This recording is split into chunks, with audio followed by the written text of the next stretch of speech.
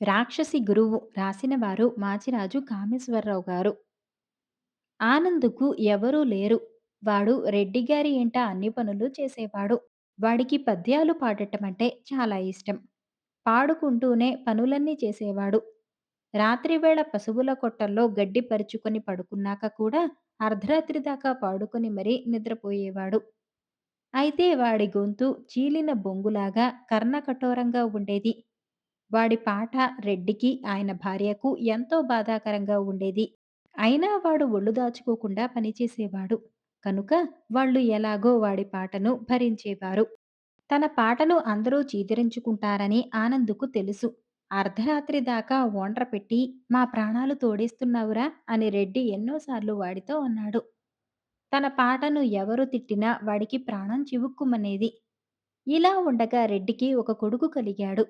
ఆ చంటివాడు ఆనందుడు పాట వినగానే ఉలిక్కిపడి కెవ్వున అరచి గుక పెట్టేవాడు.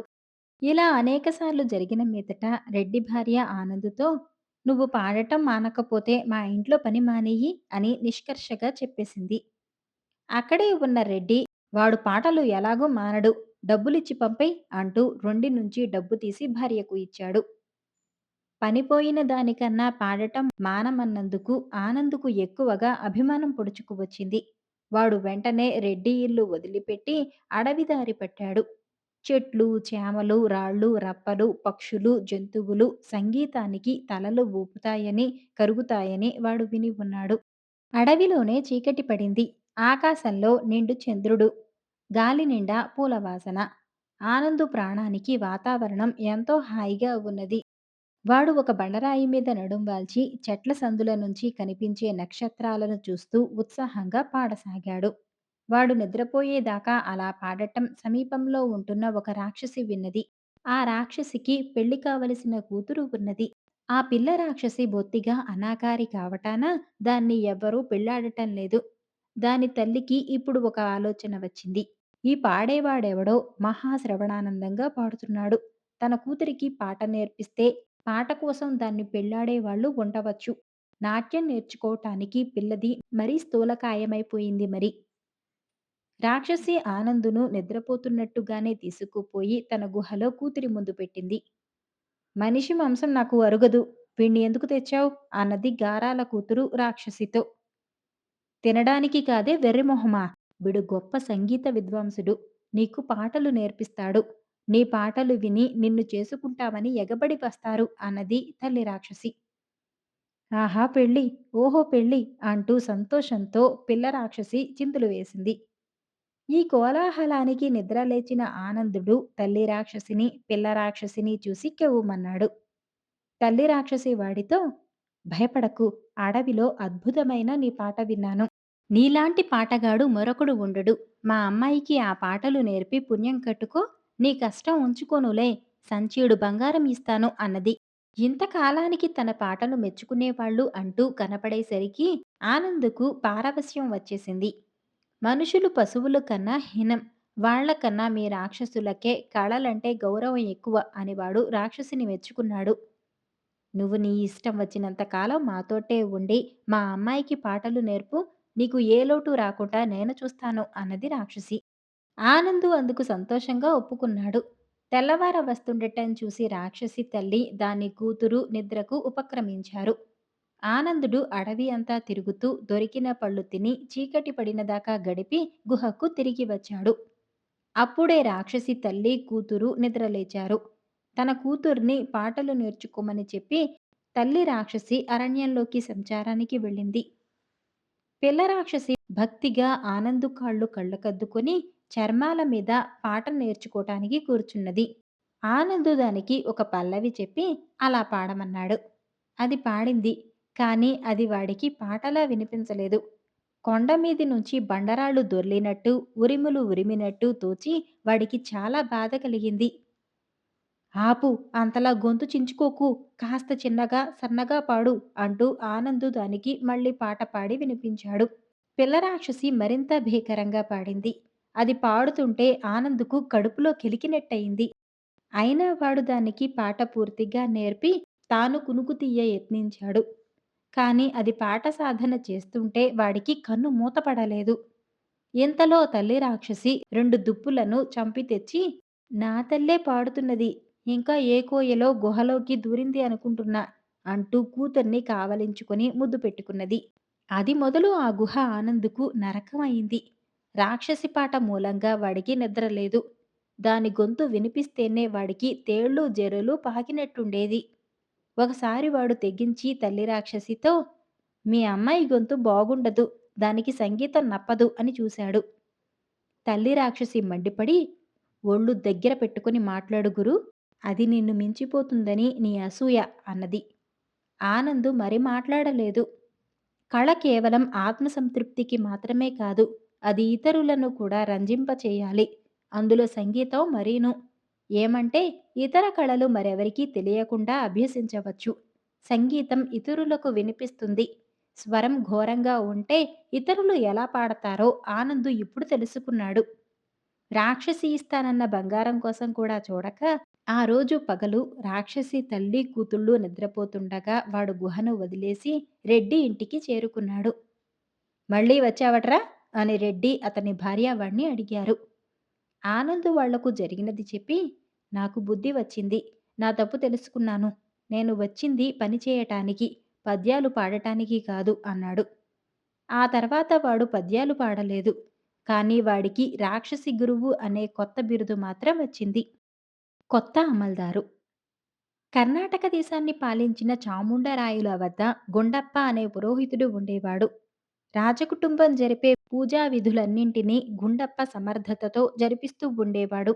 ఒకనాడు చాముండరాయులు గుండప్పతో, "ఏమయ్యా, నువ్వు ఎంతకాలంగా మాకు పురోహితుడివిగా ఉండి వైదిక కర్మలన్నీ ఎంతో చక్కగా జరిపిస్తున్నావు. నాకు సంతోషమైంది. నీ మనసులో ఏదైనా కోరిక ఉంటే చెప్పు, నేను తీరుస్తాను" అన్నాడు. వెంటనే గుండప్ప, "మహారాజా, నాకు వేరే కోరిక లేదు కానీ తమ రాజ్యంలో ఏదన్నా ఒక జిల్లాకు నన్ను అమల్దారుగా వేసినట్టయితే ప్రజల మీద పెత్తందారీ చేయాలని ఉన్నది. అనుకూలమైన పక్షంలో నా కోర్కె తీర్చండి" అన్నాడు. "అలాగే కాని" అన్నాడు రాజు సంతోషంగా. ఆ సమయంలో దేవగిరి జిల్లాకు అమల్దారును నియమించవలసిన అవసరం ఏర్పడి ఉన్నది. ఆ ఖాళీలో గుండప్పను నియోగించాడు రాజు. గొప్ప జ్ఞాని అయినవాడు కనుక తన పురోహితుడు ఆ అమల్దారు పదవిని మరింత శక్తివంతంగా నిర్వహిస్తాడని రాజు ఆశించాడు. అయినా గుండప్ప రాజకుటుంబానికి పౌరోహిత్యం చేశాడే కాని అధికారంతో కూడిన ప్రభుత్వోద్యోగం చేసినవాడు కాడు. అందుచేత ఎందుకైనా మంచిదని ఆయనకు రాజు కొన్ని సూచనలు చేశాడు. అవి ఏమిటంటే, అమల్దారు అయినవాడు ఎప్పుడూ ముఖం ముడుచుకొని ఉండాలి. అనగా నవ్వుతూ ఉల్లాసంగా ప్రజలకు కనపడరాదని భావం. అందరి చెవులు కొరకాలి. అంటే ఎవరితో మాట్లాడినప్పుడైనా మూడో వాడికి వినిపించకుండా రహస్య సంభాషణ చేయాలని భావం. అందరి జుట్టు చేతిలో ఉంచుకోవాలి.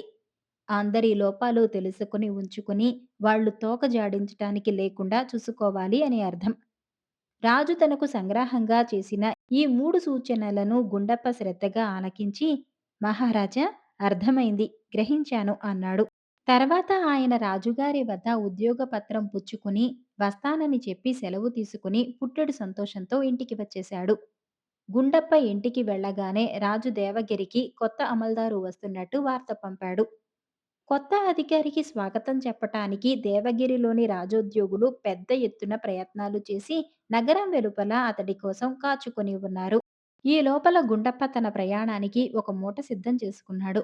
అందులో 6 ముళ్ళ పంచెలు, 12 ముళ్ళ పంచెలు కట్టుకుని ఆ మూటను నెత్తిన పెట్టుకుని తెల్లవారుగట్టనే బయలుదేరి కాలినడకను దేవగిరి దారి పుచ్చుకున్నాడు. అప్పటికే అపర్ణహమైంది. కొత్త అమల్దారుకు స్వాగతం చెప్పవచ్చిన వారందరూ తిండి తిప్పలు లేకుండా నగరద్వారం వద్ద వేచి ఉన్నారు. అమల్దారు గారి కింది అధికారి గుండప్పను సమీపించి, "అయ్యా, అమల్దారు గారి కోసం ఎదురు చూస్తున్నాం. వారి సమాచారం తమకేమైనా తెలుసునా" అని అడిగాడు. వెంటనే గుండప్ప నెత్తిమీది నుంచి మూట దించి తన దోవతి కొంగుకు కట్టి బొడ్డులో దోపుకున్న అధికార పత్రాన్ని తీసి తన కింది అధికారి చేతిలో ఉంచాడు. ఇటువంటి వాణ్ణి అమల్దారుగా నియోగించారేవిటా అని ఉద్యోగులందరూ విస్మయం చెందారు. అయినా అధికార పత్రం ప్రకారం ఆయన తమ అమల్దారు గనుక గుండప్పను మేళతాళాలతో నగరంలోకి ఊరేగించుతూ తీసుకుపోయారు. గుండప్పను ఆయన కింది అధికారి తన ఇంటికి తీసుకుపోయి భోజనం పెట్టాడు. పొద్దుటి నుంచి పచ్చి మంచినీళ్లు కూడా తాగకుండా వండిన గుండప్ప సుష్టుగా భోజనం చేసి తాంబూలం ఏది అని అడిగాడు. అధికారి తాంబూలం తెప్పించాడు. మరి దక్షిణం అని అడిగాడు గుండప్ప ఉత్సాహంగా. గుండప్ప పురోహితుడని దక్షిణ తాంబూలాలు అడిగి పుచ్చుకోవటం ఆయన ఆచారమని అధికారికి తెలియదు. కొత్త అమల్దారు తనను అప్పుడే లంచం అడుగుతున్నాడని ఊహించుకొని ఒక సంచిలో 500 మొహరీలు పోసి తెచ్చి గుండప్పకు ఇచ్చుకున్నాడు. ఏ రూపాయో రెండో ముట్టుతుందనుకున్న గుండప్ప సంచి విప్పి చూసి నిర్ఘాంతపోయి, బాగుంది. నేనొక్క ఘడియలో కచేరీకి బయలుదేరి వస్తున్నాను. మీరంతా మీ మీ పనులు చూసుకుంటూ ఉండండి అని అధికారితో చెప్పాడు. అధికారి కచేరీకి వెళ్ళిపోయాడు. అప్పుడు గుండప్ప తాపీగా కూర్చొని రాజుగారు తనకు చేసిన సూచనలను మననం చేసుకున్నాడు. అందులో మొదటిది ముఖం ముడుచుకోవటం. ఇది ఎలాగో గుండప్పకు అర్థం కాలేదు. చివరక ఆయన ఎంత కాటుక తెప్పించి ముఖానికి పూసుకొని కచేరీకి వెళ్ళాడు. ఆయన అవతారం చూసి కచేరీలో అందరూ కంగారు పడ్డారు. కానీ ఏమీ అనలేకపోయారు. రాజు చేసిన రెండవ సూచన ఉద్యోగుల చెవులు కొరకటం. గుండప్ప ఉద్యోగస్తుల్లో ఒకణ్ణి దగ్గరకు రమ్మని పిలిచాడు. వాడు వచ్చాడు. ఇంకా దగ్గరకు రమ్మన్నాడు గుండప్ప. కొత్త అమల్దారు తనకేదో గొప్ప రహస్యం చెబుతున్నాడని ఊహించి ఆ ఉద్యోగి తన చెవిని గుండప్ప నోటి దగ్గరకు తెచ్చాడు. వెంటనే గుండప్ప వాడి చెవి కసిక్కిన కొరికాడు. వాడు బాధతో కేకపెట్టాడు. ఇంకొక సూచన మిగిలి ఉన్నది. అందరి జుత్తు తన చేతిలోకి రావాలి. ఇందుకోసం గుండప్ప వేచి ఉన్నాడు. పొద్దుపోతున్నది. ఎంతకీ కొత్త అమల్దారు లేకపోవటం చూసి మిగిలిన ఉద్యోగులు కూడా తమ స్థానాలలో కూర్చున్నారు. ఎంత ఆపుకోవాలని ప్రయత్నించినా వారికి నిద్ర ముంచుకు వస్తున్నది. చివరకు అర్ధరాత్రయింది. కచేరీలోని ఉద్యోగులు ఎవరి స్థానాలలో వారు నిద్రపోయారు. అదే సమయమని గుండప్ప తన స్థానంలో నుంచి లేచి ఒక కత్తెర తీసుకుని చకచకా అందరి జుట్టు కత్తిరించి తన చేత పట్టుకుని తన బసకు వెళ్ళిపోయాడు. తాను రాజుగారి సూచనలను తూచా తప్పకుండా పాటించిన సంగతి రాజుగారికి విన్నవించి ఆయన మెప్పు పొందుదామని గుండప్ప మర్నాడు తెల్లవారుజామునే బయలుదేరి వెళ్ళాడు. గుండప్ప చెప్పినదంతా విని రాజుగారు తన చెవులను తానే నమ్మలేకపోయాడు. ఇంతలో దేవగిరి నుంచి ఒక ఉద్యోగి వచ్చి కొత్త అమల్దారు ప్రవర్తన గురించి రాజుకి నివేదించుకున్నాడు. పూజా విధులు జరిపేవాణ్ణి శాస్త్రజ్ఞానం కలవాడు కదా అని అభిమానం కొద్దీ అధికారంతో కూడిన ఉన్నత బాధ్యతలు గల అమల్దారుగా పంపటం తనదే తప్పని గ్రహించి రాజుగారు గుండప్పకు తిరిగి ఆ పని అప్పగించాడు. పోయిన ఆవులు. ఒక పర్వత ప్రాంతంలో రామన్న అనే దిక్కులేని కుర్రవాడొకడుండేవాడు. వాడు పనికోసం వెతుక్కుంటూ ఒక గ్రామం నుంచి ఇంకో గ్రామానికి పోతూ కొండలు ఎక్కుతూ దిగుతూ చివరకు ఒక ఆసామి వద్దకు వచ్చి పని అడిగాడు. నిన్ను పనిలో పెట్టుకుంటాను. మాకు 10 ఆవులున్నాయి. వాటిని రోజూ అడవికి తీసుకుపోయి మేపి తిరిగి ఇంటికి చేర్చాలి. నీకు 1 ఏడాది గడువిస్తాను. ఈలోగా నా ఆవుల మంద రెట్టింపయిందా పెళ్లి చేసి నిన్ను బతికున్నన్నాళ్ళు పోషిస్తాను. అలా కాక మరో విధంగా జరిగిందో ఏం చేస్తానో ఇప్పుడు చెప్పను అన్నాడు ఆసామి. ఆసామి చెప్పిన నిబంధనలకు ఒప్పుకొని రామన్న ఆయన వద్ద పనికి కుదిరాడు. వాడు రోజూ ఆవులను అడవికి తోలుకుపోయి మేపి ఇంటికి తెస్తూ ఉండేవాడు. ఒకరోజు అడవిలో రామన్న పశువులను మేపే చోటికి ఎవడో కుర్రవాడు వచ్చి రామన్నతో పాటు చెట్టు కింద కూర్చొని సరదాగా ఏవేవో కబుర్లు చెప్పాడు. పొద్దువాలి రామన్న ఆవులను ఇంటికి తోలిపోయే వేళ అయినప్పుడు రెండో కుర్రాడు రామన్నతో, నీకొక తమాషా చూపిస్తాను చూడు అంటూ కొన్ని చిన్న చిన్న రాళ్లను ఒక చిన్న గుట్టగా పేర్చి దాన్ని మంత్రించినట్టు నటించాడు. ఎందుకలా చేస్తున్నావు అని రామన్న వాడిని అడిగాడు. ఈ రాళ్ల కుప్పకు మంత్రం వేశాను. రేపు పొద్దున్న మనం ఇక్కడికి వచ్చేసరికి ఈ కుప్ప జీడిమిఠాయిగా మారి ఉంటుంది చూసుకో అన్నాడు రెండో కుర్రాడు. రామన్న వాడి మాటలు నమ్మలేదు. కాని వాడు మర్నాడు వచ్చేసరికి నిజంగానే అక్కడ జీడిమిఠాయి కుప్ప ఉన్నది.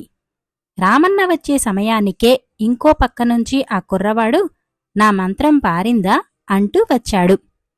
దగ్గరికి వచ్చి మిఠాయి చూసి, నే చెప్పలేదా, ఉండు దీన్ని మనిద్దరం తిందాం అంటూ మిఠాయిని జాగ్రత్తగా 2 భాగాలుగా చేసి ఒకటి రామన్నకిచ్చాడు. రెండోది తను తీసుకున్నాడు. ఇద్దరు ఎవరి భాగాలు వాళ్ళు తిన్నారు. తన వంతు మిఠాయి శాంతం తినేలోపలనే రామన్నకు మత్తులాగా నిద్ర ముంచుకొచ్చింది. ఆ రెండో కుర్రవాడు దొంగల తాలూకు మనిషి. వాడు రామన్నకిచ్చిన మిఠాయి భాగంలో మత్తుమందు ఉన్నది. అందుకే రామన్నకు ఒళ్ళు తెలియని నిద్ర వచ్చింది. రామన్నకు స్పృహ తెలియకుండా పోయిన కొద్దిసేపటికి చెట్లచాటు నుంచి నలుగురు దొంగలు వచ్చారు. రామన్నను కదిలించి చూశారు. వాడు మంచి మత్తులో ఉన్నాడు.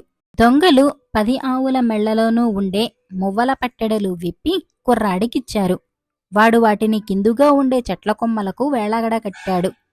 తర్వాత ఆవులను తోలుకుంటూ దొంగలు వాళ్ల కుర్రాడు వెళ్ళిపోయారు. తర్వాత చాలాసేపటికి రామన్నకు కొద్దిగా స్పృహ తెలిసింది. కాని కళ్ళు తెరవలేకపోయాడు. గాలికి కొమ్మలు ఊగుతుంటే మువ్వలు చప్పుడు చేస్తున్నాయి. ఆవులు మేత మేస్తున్నాయి కదా అనుకుని వాడు మళ్లీ నిద్రమత్తులో పడిపోయాడు. వాడికి పూర్తిగా స్పృహ వచ్చేసరికి పొద్దు పూర్తిగా వాలిపోయింది. వాడు లేచి కూర్చొని కళ్ళు తెరిచి చూస్తే కనుచూపు మేరలో ఒక్క ఆవు కూడా లేదు. మువ్వల చప్పుడు చెట్ల కొమ్మల నుంచి వస్తున్నది. రామన్న మువ్వల పట్టెడలు 10 తీసుకుని ఇంటికి వెళ్లి తన యజమానితో ఆవులను ఎవరో ఎత్తుకుపోయారు అని బిక్కముఖం వేసుకుని చెప్పాడు. యజమాని రామన్నను ఏమీ అనలేదు. శాంత అని తన కూతురిని పిలిచి, ఈ పట్టెడలను కూడా మిగిలిన 90 పట్టెడలతో చేర్చిపెట్టు అన్నాడు. ఆయన తన మీద ఆగ్రహించనందుకు రామన్న చాలా సంతోషించాడు. మర్నాడు ఉదయం యజమాని రామన్నను పిలిచి వాడికొక సంచి ఇచ్చి, నువ్వు అడవికి వెళ్ళి ఈ గోతాం నిండా తుమ్మముళ్ల కంప తీసుకో, ఒక కట్ట చింతబరికెలు కోసుకో, రెండూ పట్టుకుని త్వరగారా అన్నాడు. రామన్న అడకి వెళ్లి గోతాం నిండా తుమ్మముళ్ల కొంప వేసుకుని చంకలో చింతబరికెల కట్ట పెట్టుకుని ఇంటిదారి పట్టాడు. మధ్యదారిలో యజమాని కూతురు శాంత ఎదురు తగిలి, ఏమిటి నువ్వు చేస్తున్నది? వీటిని మా నాన్న ఎందుకు తెమ్మన్నాడో నీకు తెలియదా? నిన్ను తుమ్మముళ్ల మీద పడుకోపెట్టి ఈ చింతబరికెలతో బాదటానికి.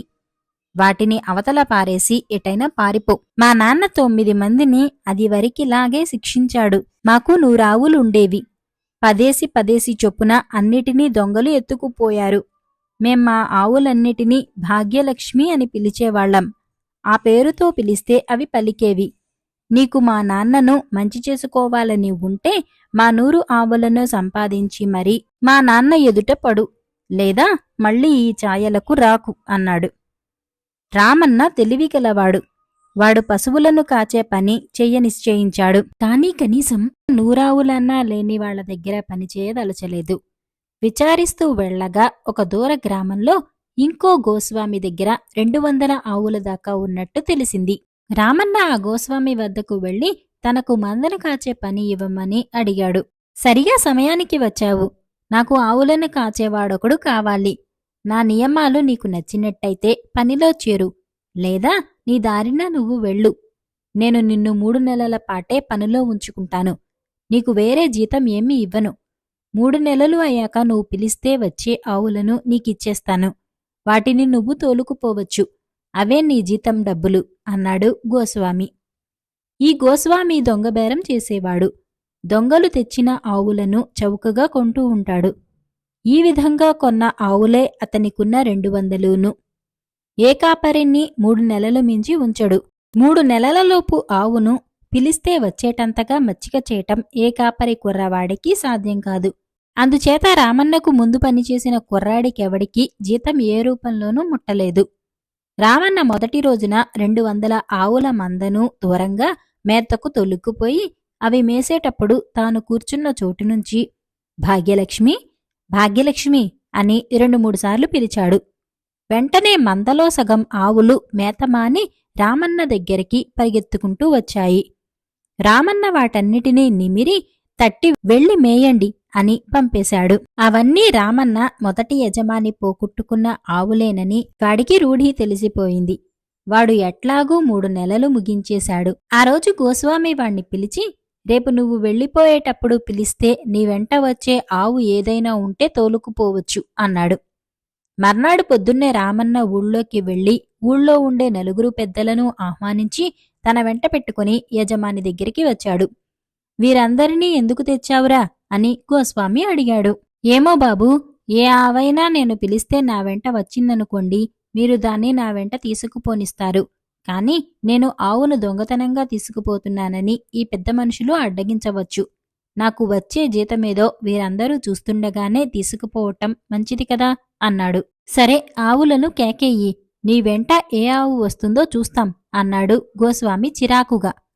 రామన్న మంద ఉన్న చోటికి వెళ్ళి భాగ్యలక్ష్మి, భాగ్యలక్ష్మి అని కేకలు పెట్టాడు. వెంటనే 100 ఆవులు పరిగెత్తుకుంటూ వచ్చి రామన్నను చుట్టుముట్టాయి. పెద్దలందరూ చూస్తుండగానే రామన్న నూరింటినీ ఎంచి నోరు తెరుచుకొని చూస్తున్న గోస్వామి దగ్గర గ్రామ పెద్దల దగ్గర సెలవు పుచ్చుకొని వాటితో మొదటి యజమాని ఇంటికి వెళ్ళి, ఇవిగో బాబూ, మీ 10 ఆవులను 100 చేసి తెచ్చాను అన్నాడు. శాంత గబగబా మువ్వల పట్టెడలన్నిటినీ తెచ్చి అన్ని ఆవుల మెడలకు తగిలించింది. శాంత తండ్రి ఏమీ అనలేదు. పురోహితుణ్ణి పిలిపించి రామన్నకు శాంతనిచ్చి పెళ్లిచేసి కూతురిని అల్లుణ్ణి తన ఇంటనే ఉంచుకున్నాడు.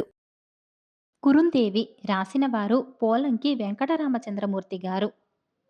ఆరావళి కొండలలో ఆండ్వా అనే ఒక అడవి. ఆ అడవిలో ఒక పల్లె. ఆ పల్లెకు సమీపంలో ఒక జొన్న చేను. ఆ చేనిలో మంచెపైన కూర్చొని ఉన్న ఒక 18 ఏళ్ల బాలకుమార్తె పిట్టలను తోలుతూ ఉంది. కేకలు వేసుకుంటూ పరిగెత్తి వస్తున్న మనుష్యుల కోలాహలం వినిపించింది. ఏమిటి చెప్పమా అనుకుంటూ ఆమె మంచెపై నిలబడి చూసింది.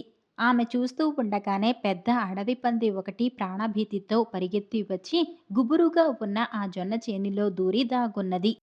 దానిని తరుముకుంటూ వచ్చిన వాళ్ళు వారిని వెంట పెట్టుకుని వచ్చిన రాజకుమారుడు చేనుదాకా వచ్చి ఆగి పందిని బయటకు రప్పించటం ఎలాగా అని ఆలోచనలో పడ్డారు. అప్పుడు మంచెపైనున్న కన్య, పంది కోసమా చూస్తున్నారు అంది. అవును అన్నారు వాళ్ళు.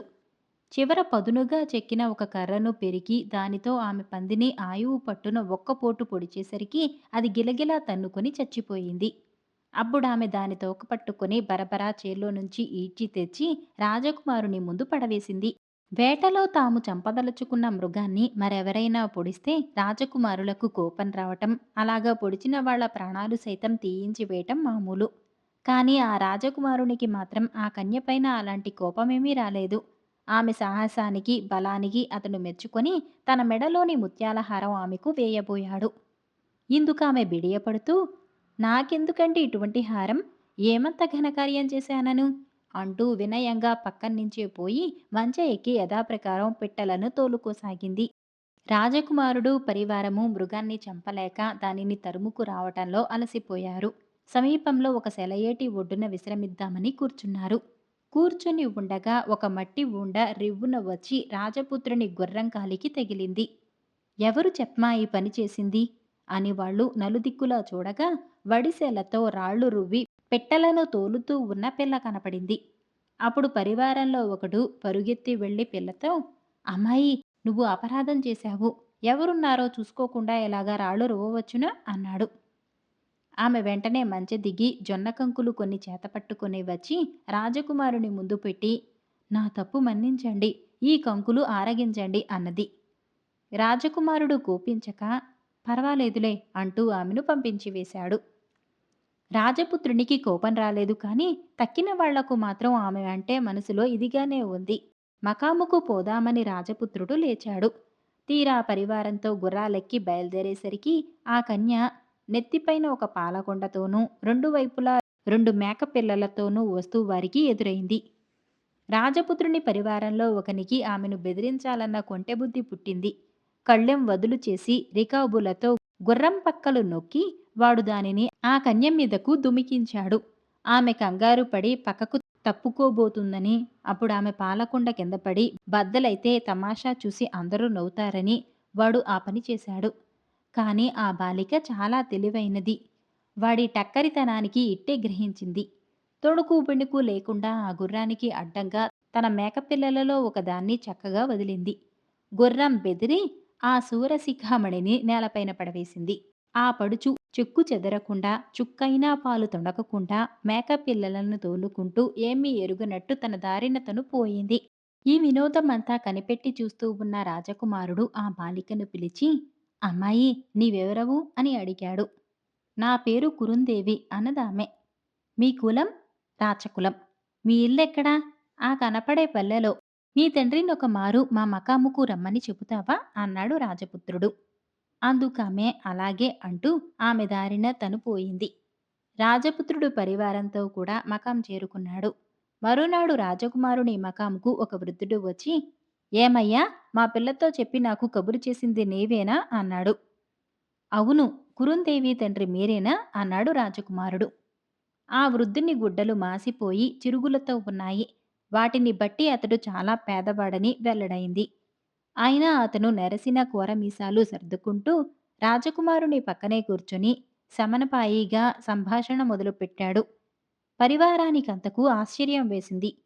రాజకుమారుడు మాత్రం ఆ వృద్ధుని సాహసానికి మెచ్చుకుని కొంతసేపైన తర్వాత, "అయ్యా, మీ కురుందేవి నాకు రాణిగా ఉండటం మీకిష్టమేనా?" అని అడిగాడు.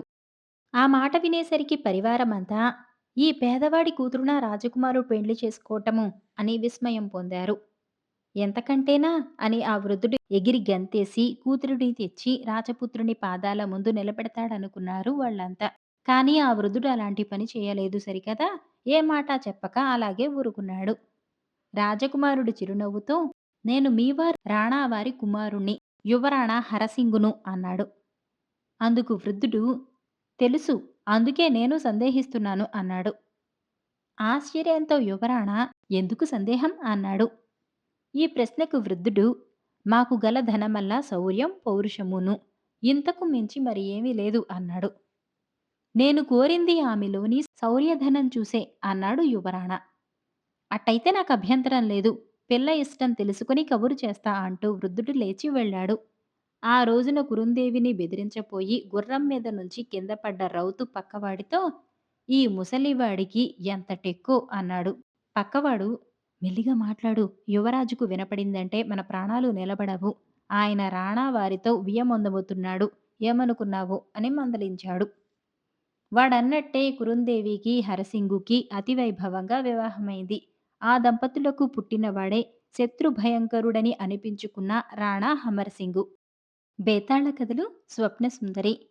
పట్టువదలని విక్రమార్కుడు చెట్టు వద్దకు తిరిగి వెళ్లి చెట్టుపై నుంచి శవాన్ని దించి భుజాన వేసుకుని ఎప్పటిలాగే మౌనంగా శ్మశానంకేసి నడవసాగాడు.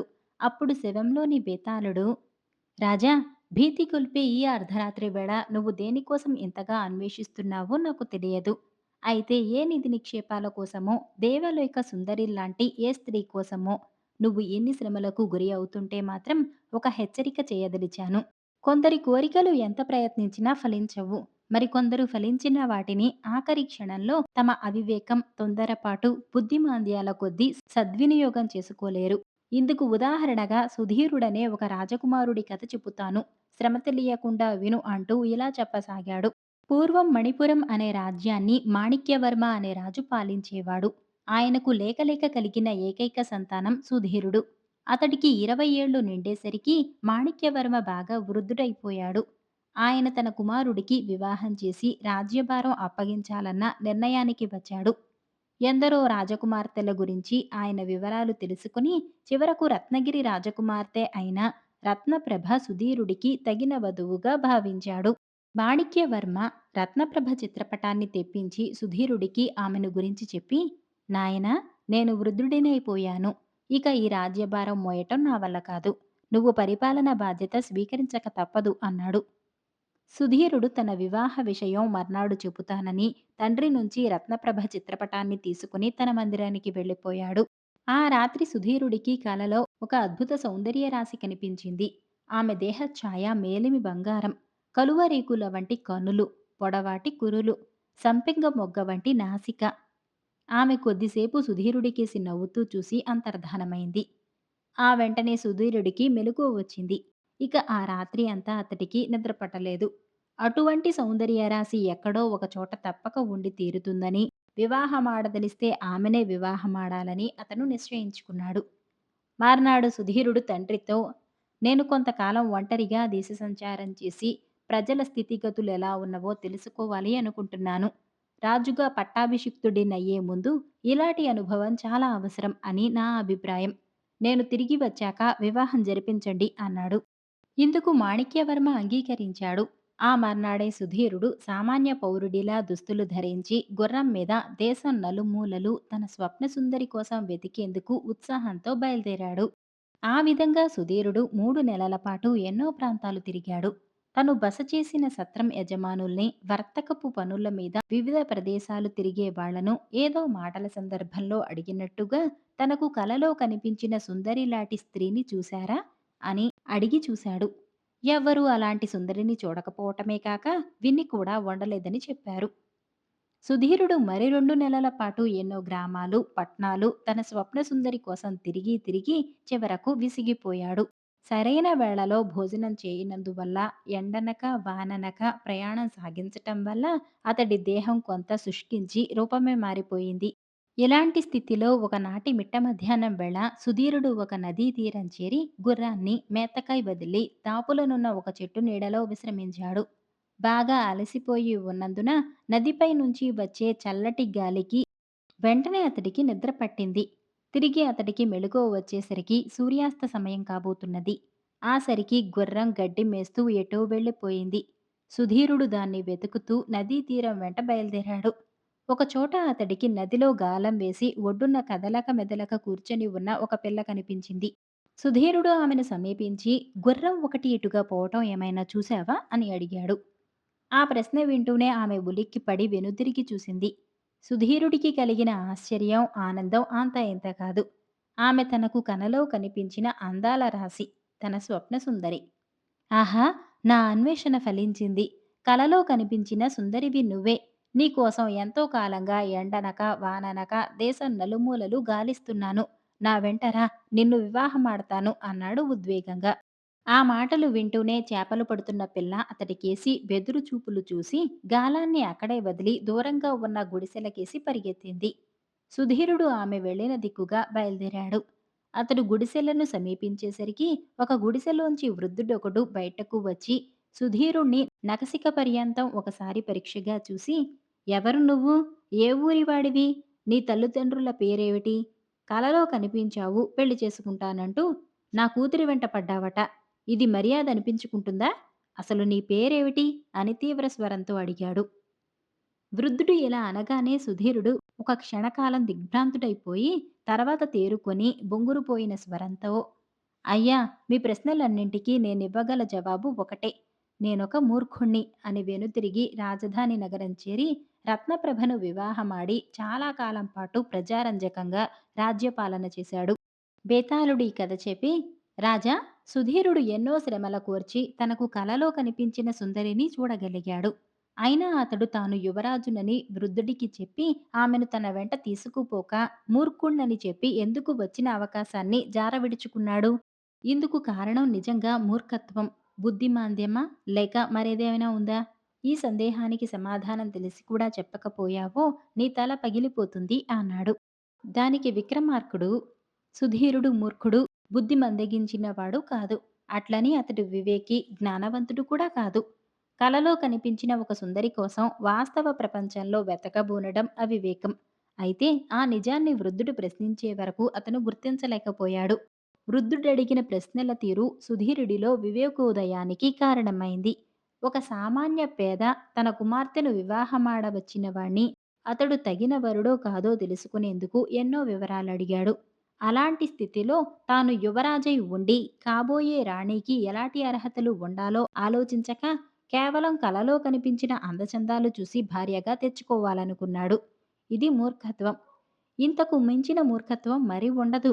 అది గుర్తించే సుధీరుడు స్వప్నసుందరి తండ్రికి తాను ఎవరైనది తెలియపరచకుండా కేవలం మూర్ఖుణ్ణని చెప్పి రాజధానికి తిరిగి వచ్చాడు అన్నాడు. రాజుకు ఈ విధంగా మౌనభంగం కలగగానే బేతాళుడు శవంతో సహా మాయమై తిరిగి చెట్టెక్కాడు. మరిన్ని మంచి కథల కోసం వీడియోని లైక్ చేసి ఛానల్ని సబ్స్క్రైబ్ చేసుకోండి. ధన్యవాదాలు.